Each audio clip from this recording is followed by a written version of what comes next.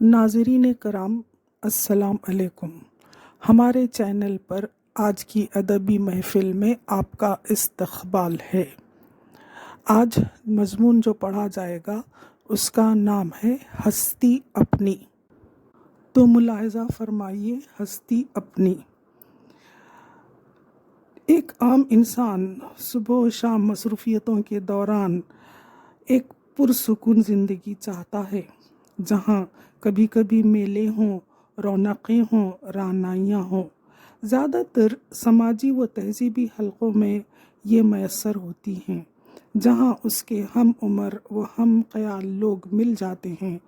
इसलिए हम भी बचपन से ऐसी ही महफ़िलों में शामिल रहते, जहाँ रानाइयाँ हों, रौनकें हों, रोशनियाँ हों, और ज़ाहिर है जब भी बात शादी ब्याह की होती, इन चीज़ों का शामिल होना लाजमी है।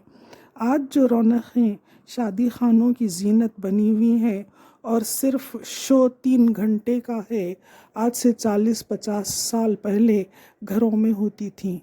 महीनों नहीं तो हफ्तों पहले से लोगों की आमद व रफ्त का सिलसिला रहता। घर रोशनियों में नहाता, खुशियों में झूमता, खुशबुओं से महकता। बच्चों की खुशी का ठिकाना नहीं, बुज़ुर्ग भी किसी फ़िक्र अंगेज़ ख़याल से दूर मुस्कुराते सारे कामों की निगरानी करते रहते। ख़वातीन की अक्सरियत, खुसूसन लड़कियों की जमीयत दुल्हन के अतराफ़ होती। आहिस्ता आहिस्ता हम भी बच्चों के साथ खेल छोड़ इन्हीं लड़कियों के साथ होने लगे।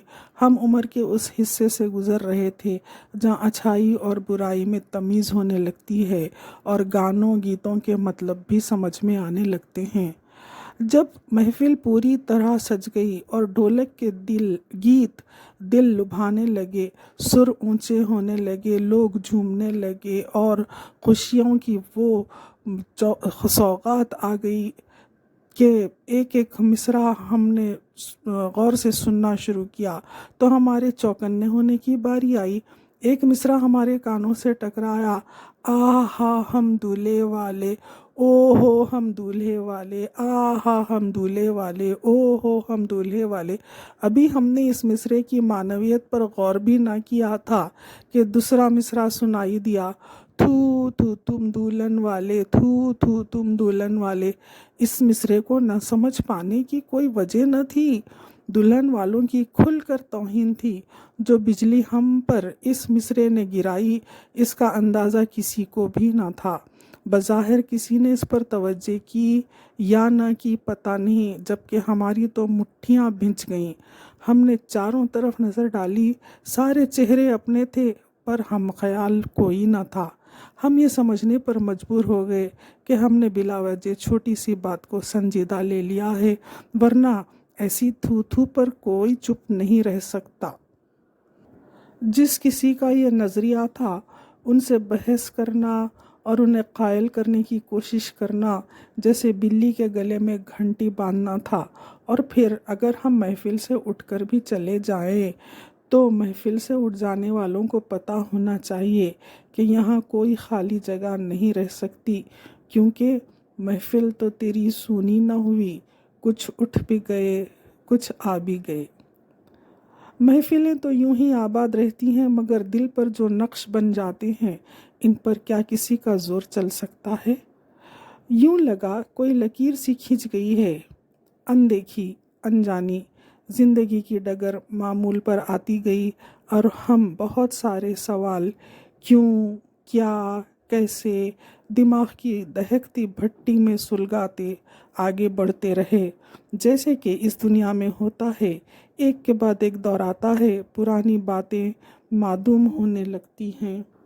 रफ्तार ज़माना के साथ साथ चलते चलते, घर बार की मसरूफ़ियतों से उलझते उलझते हम भी ये सीख गए कि किस बात को नज़रअंदाज कर देना है, किस बात को फरामोश कर देना है, और वो बातें जो तुम्हें इंसाफ ढूंढने पर उकसाती हैं, वो जज्बे जो सरतापा तूफ़ान हैं। हमारा दिल कुछ इस तरह जलता था जैसे खंजर चले किसी पे तड़पते हैं हम अमीर, सारे जहां का दर्द हमारे जिगर में है, गोया समझौता कर चुके थे। अब एक खलिश फिर भी कायम थी, एक दर्द था कि हटता न था, مگر ہم نے آخر کو سمجھوتا کر ہی لیا اور بڑے اطمینان سے زندگی گزارنے لگے کہ جس کا نصیب اس کے ساتھ۔ 21ویں صدی آئی تو جیسے انقلاب آ گیا، لوگ الگ الگ طریقوں سے ایک دوسرے کو دھوکہ دینے لگے یا کاروبار بڑھانے لگے، پتہ نہیں۔ ترکاری اگانے والوں نے ترکاریوں کو انجیکشن لگایا اور لوگوں تک کم سے کم وقت میں کھانے کی اشیاء بہم پہنچا دیں۔ پھلوں والوں نے عوام کی خاطر ایسی کارروائی کی کہ ہر قسم کا میوہ سال بھر ملنے لگا۔ دودھ کی کمی نہ بچوں کو ہوئی نہ بڑوں کو، اس لیے کبھی یوریا کا استعمال کیا گیا اور کبھی شیمپو کا۔ اس طرح معاشی مسائل بھی حل کیے اور عوامی بھی۔ ادھر پولٹری فارم میں 2 دن میں چوزہ وزندار مرغ بن گیا اور لینے والے لے جائیں گے جتنا چکن چاہیں۔ شیپ فارم میں کوئی نہ کوئی دوا کا استعمال ہوتا رہتا ہے، اس لیے جتنے چاہو بھیڑ بکری لے چلو۔ اب اگر آبادی بھی بڑھے تو کوئی پرابلم نہیں، تو جہاں اور چیزیں مل سکتی ہیں تو کمرشل بیبی فارم میں بیبی کیوں نہیں مل سکتا؟ سروگیٹ کرنے ایک غریب ملک کی مفلس عورت کے لیے غیر ملکی جوڑا آتا ہے اور ایک سے بڑھ کر ایک بولی لگائی جاتی ہے غربت و ناقص لوگوں کی، اور ایک کثیر رقم اور اچھی غذا کے پیسے بھی فراہم کیے جاتے ہیں۔ ایک طرف پیسے کمانے کے شارٹ کٹس تو دوسری طرف پیسے سے سب کچھ خرید لینے کا نشہ۔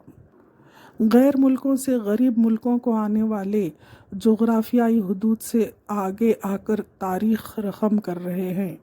ان بچوں کا کیا ہوگا اگر ان کے نئے ماں باپ انہیں زندگی کے کسی مرحلے پر غلام بنا لیں یا کسی اور قسم کا استحصال کریں؟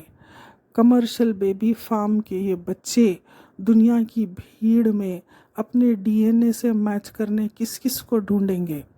یہ سوال شاید قبل از وقت ہے یا روشن خیالی سے دور۔ پھر بھی کچھ قلم تو چلتے ہوں گے، کچھ زبانیں اس موضوع پر بولنے تیار ہوں گی، مگر کچھ لوگ یہ بھی کہتے ہیں آہا ہم دولت والے، آہا ہم دولت والے، تھو تھو تم غربت والے، تھو تھو تم غربت والے۔ اب تو ہماری مٹھیاں بھی نہیں بھینچی جاتی، اب ہم کھڑے رہنے کے قابل تو ہیں، مگر ہم خیال لوگوں کو ڈھونڈنے، چاروں طرف دیکھنا بھی چھوڑ دیا ہے۔ پتہ نہیں یہ حقیقت سے فرار ہے یا حقیقت شناسی۔